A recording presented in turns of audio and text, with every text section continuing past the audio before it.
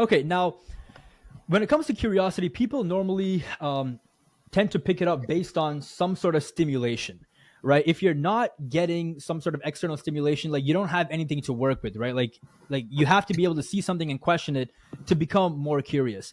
So if there were some different activities that you would really recommend to people if they want to become more curious in terms of asking questions, what would those activities be? Like what should they really expose their mind to so they actually have the intel that they need to become more deeper with their thinking and to just become more curious? So I think that I mentioned before, like going to new places, traveling, going to new restaurants. So anything new, automatically you're engaging with your senses. Your mind is racing to like figure things out, and it's saturated with new colors, the new textures of life, the new your five senses are on overload, and that really is conducive for manifesting that curious mind. And just as simply as talking to new people, Yeah. from person to person, every person is different. There's no like equation of the human mind. With each person you talk to, you're going to have a different set of values, you're going to have a different personality, you're going to have a different background.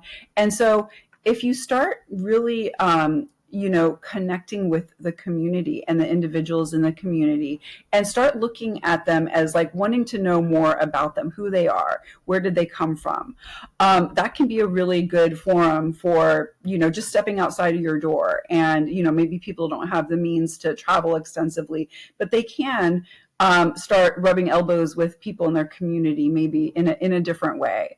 Also, I think that people can engage with creative spaces, like maybe going to a museum.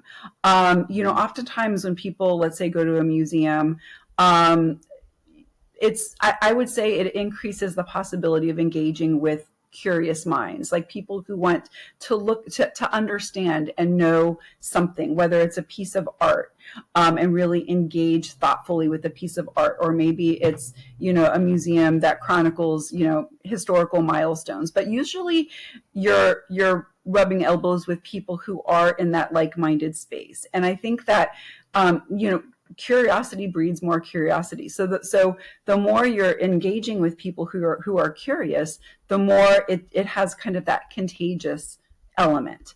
And so I think that can be really stimulating. So any kind of maybe educational forum, like a university, like classes, extracurricular classes, like a, let's say, creative writing class or a political discussion class, or even, like I said, a museum or a library, like something that really kind of the natural essence of that institution is there to promote curiosity. Yeah, exactly. Yeah. So basically, what you're saying is find something that you have an interest in and just really expose yourself to that world, right? Yes. Like whether it's a museum or you're traveling, if you can, new food, and just try and use the five senses and talk to new people, right? Mm-hmm. Which is one of the best things to do. Like it's really interesting if you talk to new people from across the board. It's like one of the best things because like you really get to see where people come from, which again makes you wiser. And then one of the things that I find really interesting about just leading with curiosity is that life tends to feel more exciting and it feels longer too. Like I'm not sure if you've really experienced that, but for me, it's like when you constantly stack up like new experiences over and over and over again, that time period tends to feel longer, right? But if you're doing the same thing, on a daily basis, like the same routine for 5 months in a row, like 5 months will go by and then you're like, like time just flew by, right? But if you were to stack those 5 months with constant new experiences, like you'll notice that time just feels longer, and then that'll make you want to be more curious because like no one really wants time to just fly by, right? It's a scary it's a scary thing when it just Yeah. tends to fly by. So that's one thing that I really noticed about just leading with curiosity. So yeah. And that is Mhm. such an interesting observation. Actually, that's something that I never really thought of before. But you're absolutely Mhm. right that you Mhm. can, in some ways, kind of prolong the life experience, qualitatively Yeah. speaking, because Yeah. I'm thinking of the movie. Have you ever seen Groundhog Day, when the main character just wakes up and it's the same thing every day? And I feel like sometimes we have moments in life where it's like that, we get stuck in just that routine, and before you know it, it's Mhm. like it's the next year already. But if we Exactly. are really immersing ourselves in novel experiences, we're soaking it up so much that it almost is like time stands still. And because it's just so, we're so fascinated by it, and we're putting things under the microscope. We're not just letting things slip by. Exactly. Exactly.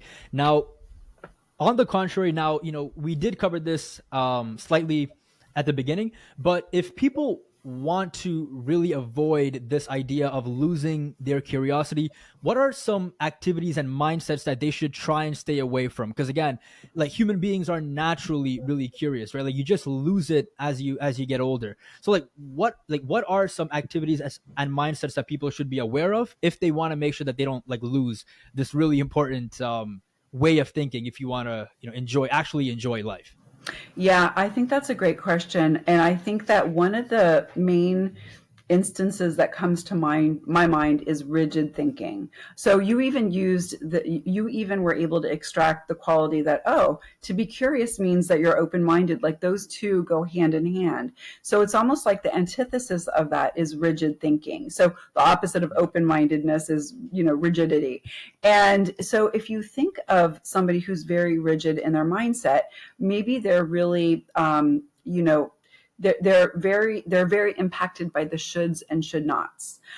So I should do this, I should not do that. And to some degree, we all have shoulds and should nots, and that can be a moral compass, and it can be meaningful. So I'm not saying completely abandon the moral compass, but what I mean is, if your shoulds and should nots are too restrictive, like the example I gave at the beginning, like, I can't leave this job. I have a degree. Let's say somebody has a degree in accounting and they've been an accountant for 25 years, and they say, I just can't do it. Yeah. Like, what would the world think of me? What would my family think of me if I just up and quit my job and, did something that I was really passionate about? And not to say that everybody can indulge themselves, at every whim. But so being mindful of those things are important, but also not always being ruled by those shoulds and should nots, because I think that really can limit curiosity. So when you say, "Oh, I can't do that. I can't explore. I can't step outside of the box," then all of a sudden you're restricting the natural permeation of curiosity. Exactly. And what you said was really interesting to me, because when I was, like, a bit younger, my manager was 28 years old. Like, I used to work at a bank, right? He was 28 years old, and he loved stand-up comedy, right? And he was actually good at it. Like he wanted to go down that path. So I told him, I'm like, you should actually look into that. Like, being in Toronto, you have all these different clubs that you can go to. Just go and do it, right? Start to build it up. And he said, oh, he's too old. Mm-hmm.